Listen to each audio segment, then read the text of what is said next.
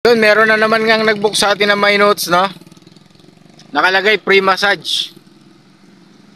Siyempre, dali-dali natin pinuntahan, no? Mas maganda yung ganito, no? Kasi free massage, no?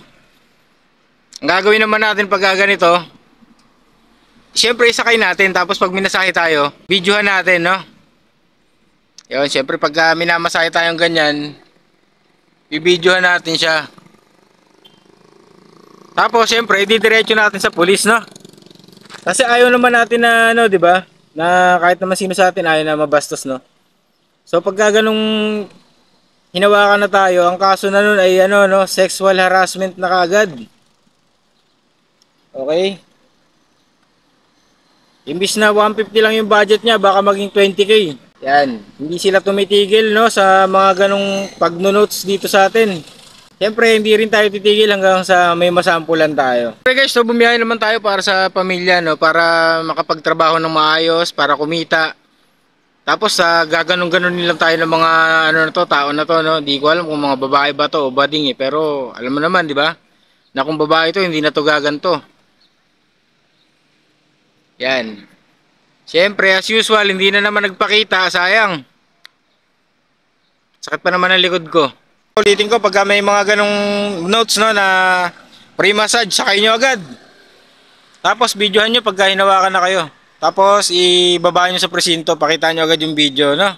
Automatic yun guys.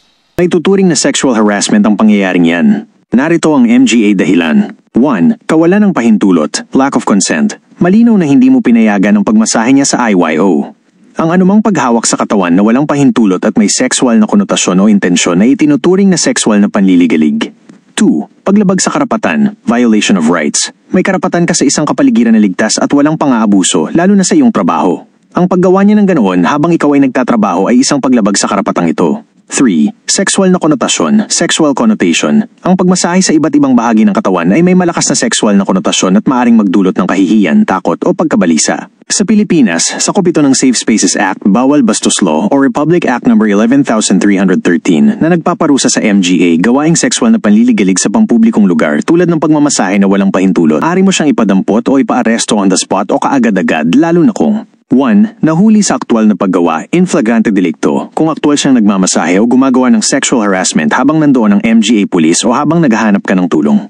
2. Mayroong malapit na pulis o security. Kung mayroong pulis, traffic enforcer o security guard na malapit at nakita ang insidente, maaari mo silang tawagin kaagad para arestuhin ang salarin dahil sa paglabag sa Safe Spaces Act, Bawal Bastos Law o RA 11,313. MGA Depatgawan.